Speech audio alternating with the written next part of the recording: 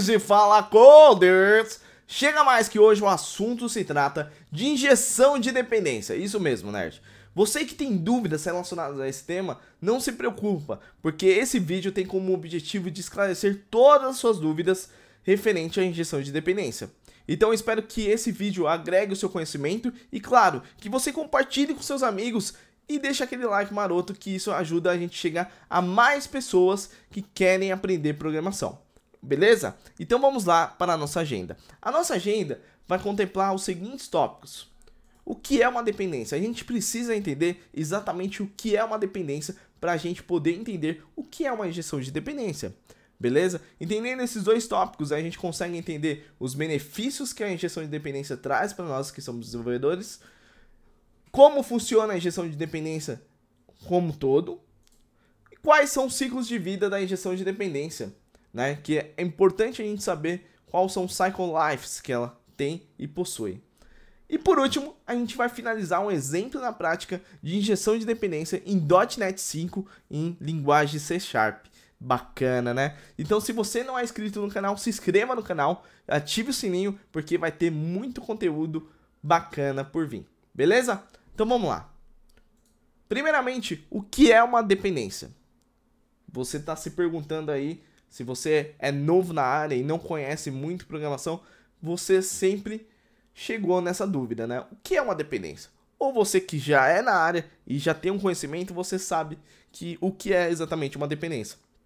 Mas vamos falar novamente para você ter um entendimento como um todo. Dependência, nerd, é toda a instância de uma classe feita por outra classe. Exemplo, eu tenho a minha classe Programming, mas ela tem uma instância de uma classe feita por outra classe. Bom, então o que isso quer dizer? Né? Quer dizer que toda dependência é uma instância de uma classe feita por outra classe. Então eu dependo dessa instância. Né? A classe Programming depende da instância da outra classe. Então isso gera uma dependência. Simples assim, né? Algo simples, a gente já entende o que é uma dependência. Bom, entendendo o que é uma dependência, a gente vai entrar no assunto o que é uma injeção de dependência. Bom, você deve estar se perguntando, o que é uma injeção de dependência? A injeção de dependência, nerd, nada mais nada menos, ele é um pattern catalogado, né? O que isso quer dizer? Bom, lembra daqueles patterns que eu falo diretamente aqui no canal, né? Os padrões de projeto? Então, ele é um deles, né? Em linhas gerais, este padrão é uma das formas de implementar um outro padrão conhecido como inversão de controle, nerd. Então, devemos utilizar esse padrão quando temos a necessidade de desenvolver sistemas em que o nível de acoplamento entre diferentes modos precisem ser extremamente baixos. Bom, beleza, Daniel, entendi. Mas o que é um acoplamento? Beleza, o acoplamento, né, é uma conexão, ou até mesmo uma dependência, ou até mesmo uma interação de diversos módulos ou sistemas de um projeto de software. Então imagine, nerd, quanto maior for o acoplamento entre diversos módulos de um sistema, maior é a coesão que existe. Deu para entender? Então, vamos lá. Porém, quanto for maior o nível de dependência dos meus módulos, do meu sistema, mais difícil é de trabalhar na manutenção desses módulos. Como assim, Daniel? Bom, eu vou ter muita dependência e aí gera muito acoplamento sobre eles. Bom, já deu para entender um pouco sobre injeção de dependência. Agora eu quero que você entenda os benefícios que essa injeção de dependência pode trazer, né? Então, quais são os benefícios? Os benefícios que a gente vê na injeção de dependência, nerd, são esses, né? A reusabilidade, a facilidade na manutenção, criar códigos altamente testáveis e criar códigos mais legíveis. Bom, reusabilidade, a gente pode dizer o quê? Que a gente tem como benefício, né, da injeção de dependência, ele oferece a reusabilidade de componentes. Uma vez que criamos componentes interdependentes, eles podem facilmente ser implementados em sistemas diversos. Olha que bacana. E a facilidade da manutenção, o que isso quer dizer? Bom, ele vai trazer uma facilidade mesmo na manutenção, fazendo que as manutenções em módulos não afetem o sistema como um todo, né? Todo o sistema. Então ele vai permitir que não tenha muito acoplamento no seu código, beleza?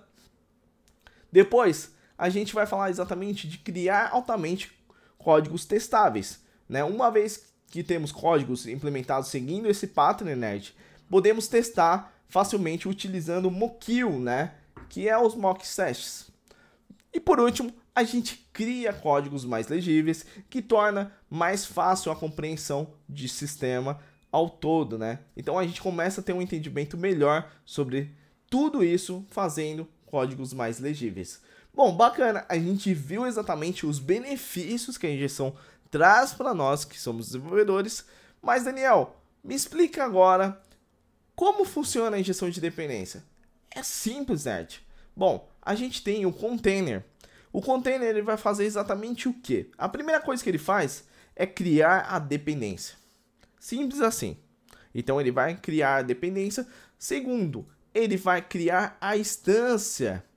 Bom, fazendo tudo isso, o que ele vai fazer agora? Ele vai injetar, né, essa configuração dentro do meu container, para que eu possa utilizar a abstração, né? Simples assim, a gente resume o funcionamento da injeção de dependência.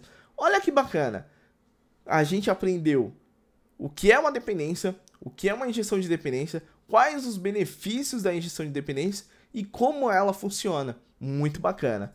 Mas ainda não termina por aqui. A gente vai explicar como registra esses serviços no nosso container. Bom, a gente tem a abstração. Ela faz um bind na implementação. E aí, como ele registra? Ele tem dois passos, né? O tipo a tipo, que é que eu falo exatamente a abstração, né, que eu estou usando e qual é a implementação, beleza? E depois a gente tem um factor, que ele vai fazer o quê? Ele vai criar o nosso serviço dentro do nosso container. Então ele tem exatamente essa função. Simples assim como funciona no .NET. A gente registra os nossos serviços de maneira simples, mas a gente vai ver com mais detalhes no nosso código para você ter um melhor entendimento sobre esse assunto. Bom, e o que a gente pode falar sobre ciclos de vida, Daniel? Ciclos de vida, a gente tem vários. Um deles é o singleton, né? Que é uma instância única durante todo o ciclo de vida da aplicação. O segundo é o transiente, que é os serviços temporários de tempo de vida que são criados a cada vez que são solicitados pelo container do seu serviço. E esse tempo de vida funciona melhor para os serviços leves e sem estado. E o scope de Daniel é a duração de um escopo, que pode ser definido pelo programador ou não, né? Pode ser definido até mesmo pela linguagem. O ASP.NET ele define um escopo padrão a um request. Então, o uso de uma interface chamada iServiceScoped Factory é para você definir o escopo, né, da sua requisição. Bom, agora vamos entrar mais a fundo, né? Vamos falar mais técnico a cada ciclo de vida para você ter um entendimento melhor. O singleton é praticamente assim. Eu tenho uma API. A partir do momento que eu subo uma API, eu rodo o startup dessa API, né? Que faz toda a configuração da minha injeção de dependência. E aí o que ele faz? Toda a configuração que está com o cycle life de singleton, ele vai criar uma instância única durante o ciclo da aplicação. Quer dizer o que, Daniel? Que até o momento que minha aplicação estiver viva, a minha instância vai estar viva também. Então é dessa forma que funciona o singleton. Então o singleton ele nunca vai ser recriado a instância. Ele sempre vai criar no início da aplicação e vai permanecer viva, né? E isso aí, né, claro que vai ocupar memória, né, na sua aplicação. Então a gente tem que saber exatamente em que momento que a gente deve usar o singleton. O singleton ainda é mais usado em questões de configuração, né, que são configurações que existe na minha aplicação e vai ser chamado a todo momento. Então eu preciso ter uma instância única, né, para que não possa recriar e dar um problema de até mesmo de memory leak, né? Então vamos fazer dessa forma. Então o singleton ele trabalha dessa forma. O transiente ele trabalha um pouquinho diferente do singleton, que é exatamente o que? Todo momento que eu solicito o meu container de serviço, ele automaticamente ele vai criar uma instância temporária para cada serviço solicitado. beleza? Então ele vai criar a todo momento uma instância nova. Então se eu chamar uma vez, ele vai criar uma. Se eu chamar a outra vez, ele vai criar outra. E assim diversas vezes, né? E esse tempo de vida, como eu falei, ele funciona melhor para serviços leves e sem estado, né? Praticamente dessa forma que a gente resume o transiente. E o Scoped, Daniel, ele é muito parecido com o transiente. Isso é fato, mas ele tem uma diferença. Ele tem um escopo definido, né? Então ele é mais usado para requests. Então, se eu tenho uma requisição, ao momento que eu requisito, né, algo, eu crio as instâncias que eu vou utilizar, né? E no momento que esse request terminar, as instâncias morrem, né? Liberando mais memória para o Garbage Collector, né? Bom, então é dessa forma que você entende o Scoped. E você pode definir o escopo, né? Ou você também pode deixar que o ASP.NET já defina como padrão a cada request. Então, simples assim, a gente define os ciclos de vida de cada injeção de dependência. Então, a injeção de dependência ela tem 3 ciclos, para ser exato. Tem o singleton, tem o transiente e tem o scoped. Então, vale a pena você estudar esses ciclos e ver realmente aonde se encaixa na sua solução, beleza? Então, vamos lá. Vamos falar um pouquinho mais de escopo, né? O escopo, nerd, ele é um conjunto de operações pré-definidos que definirão os ciclos de vida de um objeto scoped.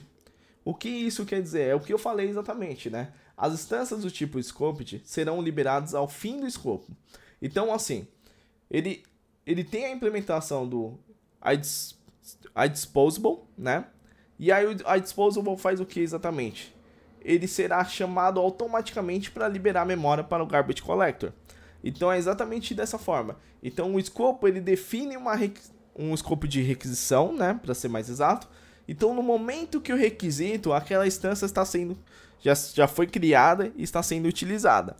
Mas no momento que termina a minha requisição, ele chama o iDisposable, que aí o que ele vai fazer exatamente? Ele vai liberar o espaço de memória. Então ele vai matar, né, as minhas instâncias, deixando não existir, vai destruir de fato as minhas instâncias de objeto para que libere mais espaço para a memória. Então é dessa forma que a gente define o escopo, né? E a gente pode também definir usando a interface como eu tinha falado anteriormente, o iService Scoped Factory, que é um factory para criar um escopo próprio para você. Beleza? Então simples assim a gente resume o que é escopo. E bom, chega de enrolação e vamos mostrar de fato, né, na parte técnica, como a gente implementa a injeção de dependência. E claro, a gente vai entender o funcionamento dela dentro do código, para você ter um melhor entendimento sobre esse assunto, nerd. Então aguardo você lá no meu Rider, né, que agora não estou usando mais VS, né, Visual Studio, mas eu estou gostando muito do Rider e eu quero mostrar para vocês a qualidade do Rider em questões de codificar. Beleza? Então, bora lá pro nosso código. Fala nerds e fala coders, chegou o momento mais esperado do vídeo, né? Que é a implementação na prática sobre injeção de dependência. Bom, para isso eu criei uma aplicação REST API usando o .NET 5 e, claro, a linguagem favorita minha que é C#, beleza? Mas antes de a gente se aprofundar nesse exemplo, eu gostaria de ressaltar alguns pontos que não foram falados nesse vídeo. Que é exatamente o que? A partir do .NET Core, já é nativo a configuração de injeção de dependência. E já do .NET Full Framework, não existe nada nativo sobre configuração de injeção de dependência. Para isso, você precisa de libraries que faça esse tipo de configuração, como Autofac, Inject, esses tipos de library, beleza? Só vale ressaltar aqui nesse vídeo, beleza? Bom, para a gente falar um pouquinho do nosso exemplo, eu criei um REST API, né, como a gente pode ver, e criei exatamente o que, né? Se a gente for olhar dentro da solução, eu criei uma pasta chamada model, onde eu tenho meu modelo de domínio, e a pasta service, onde vai ficar meus serviços que serão registrados na configuração de injeção de dependência, beleza? Bom, mas vamos começar aqui no Startup, né? Vamos dar um zoom aqui, Startup, aonde tudo começa, aonde tudo faz a mágica acontecer, beleza? Bom, no startup a gente tem um método chamado configure service. Esse método ele é chamado pelo tempo de execução. Ele é responsável por registrar os serviços no container, beleza? Então, quando eu estou falando de configure service, eu estou fazendo exatamente a configuração de registro dos meus serviços. Então, eu vou utilizar o que? Eu vou utilizar o cycle lives, né, da injeção de dependência. Então, eu estou registrando um serviço intransiente, né, de ciclo de vida, passando a abstração aqui, né, e a implementação. A mesma coisa que eu posso te dizer para Scoped e Singleton. Então, eu estou registrando meus serviços, né, que eu criei na minha aplicação, né, de forma que cada um tem o seu ciclo de vida, para que a gente possa ilustrar de maneira bem clara como é o funcionamento de cada um deles, beleza? Então, eu passo a abstração aqui e a implementação. A mesma coisa no Singleton. Passo a abstração e a implementação. Simples até agora, né? Então a gente pode ver que no Configure Service a gente faz o registro dos nossos serviços na configuração de gestão de dependência. Bom, já falamos do startup. Agora vamos falar exatamente do que? De como está a nossa estrutura, beleza? Então vamos falar dos nossos serviços primeiramente. Os nossos serviços eu tenho uma interface chamada iOperation, que é a minha operação, né? A minha operação vai ter exatamente uma propriedade chamada Operation ID, que só vai ter exatamente um get, né? Eu só vou buscar essa informação, beleza? Bom, já o Operation Scoped, ele vai herdar da minha interface iOperation. A mesma coisa com a iOperation Singleton. Ele vai herdar de iOperation. A mesma coisa de iOperation Transiente, que ele vai herdar de iOperation. Bom, e aí eu tenho a classe que implementa esses caras, que é exatamente o que, né? Eu tenho a classe Operation, né, que herda as interfaces iOperation Transit, iOperation Scoped e iOperation Singleton, né? Que ele faz exatamente o que? Ele implementa o Operation ID, né? E esse Operation ID, ele vai receber diretamente do consultor um guide já convertido em string. Por que o guide, Daniel? Assim a gente vai conseguir saber de maneira ilustrativa em que momento que a minha interface, né, a minha instância foi criada, né? E vendo como que funciona cada ciclo de vida. O Singleton, o Transiente, o Scoped, cada um deles. Bom, entrando mais na controller, né? Eu tenho uma controller chamada DI Controller, beleza?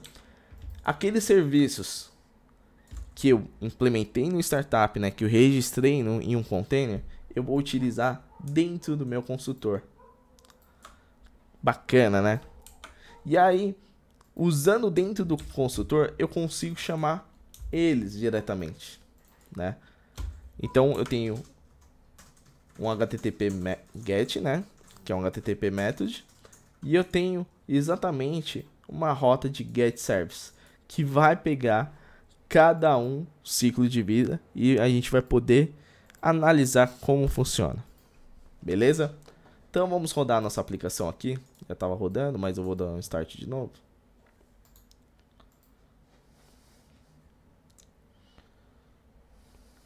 Beleza. A gente está aqui no nosso Swagger, né? A gente tem um método get, né? E a gente vai fazer um execute. Bom, o que ele vai retornar para mim? Ele vai retornar os guides, como eu havia falado nesse vídeo. Bom, os guides, né? Se a gente for no Notepad aqui, vou apagar isso aqui, que foram alguns testes meus. A gente vai ver o Transiente, a gente vai ver o Scoped e o Singleton, né? Bom, Cada um deles tem um guide, certo? Beleza. E se eu executar de novo a ação da minha controller? Bom, vamos ver o que mudou? Vou copiar ela aqui, novamente. Tem um copia aqui, mas olha, até esqueço. Bom, copiei. Vamos observar cada um deles.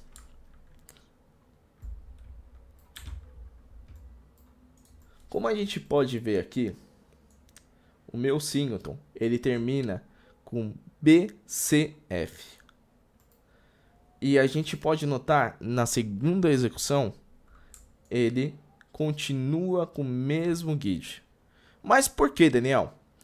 Como havia explicado, o singleton, ele é um cycle life totalmente diferente do transiente e scoped. Vou te explicar novamente. A partir do momento que eu starto a minha aplicação, né?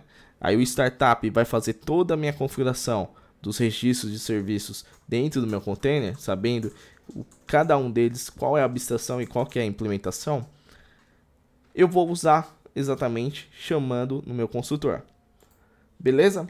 Mas o singleton, ele é uma instância única, né? Que ele starta no momento que a aplicação está viva. Então essa instância vai ficar viva. Ela só vai morrer quando a minha aplicação morrer de fato. E aí ela deixa de existir essa instância. Interessante, né? Já o transiente é a partir do momento que eu chamo o meu container, né? Então, todo momento que eu chamo o meu container, ele vai destruir essa instância aqui e vai criar uma nova, né? Como a gente pode ver aqui, o final é 7E4 e o final dessa aqui é B7D. Então ele mudou, então ele recriou a minha instância, né? Ele matou aquela que já existia e recriou. A mesma coisa que eu digo para o escopo, né? Para o scoped. Então, qual é o final do scoped que eu tinha aqui? 229. E aqui já é 240. Então, ele deixou de existir aquela instância e recriou uma de acordo com a requisição, né, da minha controller. Bom, é dessa forma que a gente resume na prática como é o funcionamento de cada ciclo de vidas. Então, assim, recapitulando, não é difícil, né, a gente fazer a implementação de uma injeção de dependência. Mas para isso a gente tem que entender realmente o conceito, como ela funciona e quais são os ciclos de vida e que momento que eu posso utilizar os ciclos de vida. O singleton, como ele é uma instância única, ele é muito utilizado em configurações, como eu havia falado no slide anterior, né? E se eu tenho uma configuração de Rabbit, eu não preciso ser transiente, eu não preciso recriar toda hora. Somente uma só, né? Quando eu starto a aplicação, aquela instância fica viva. Então, principalmente quando é algo de configuração, sempre a gente pensa em singleton. Quando é transiente, a gente pensa muito em momentos, né? E a forma mais segura de implementar quando é chamado o container, né, a todo momento. Então ele recria essa instância. Mas tem um problema, né? Isso, se a gente não conseguir administrar certo o cycle life do transiente, pode acontecer o que? Memory leak, né? Problemas de memory leak.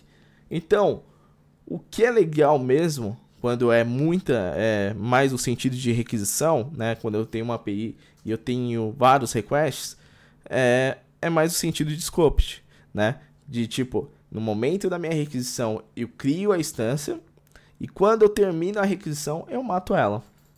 Deixo de existir. E aí, libera o quê? Mais memória, né? No Garbage Collector, né? Então, o Garbage Collector, ele é acionado e ele limpa mais a memória. Bom, então é dessa forma que a gente resume.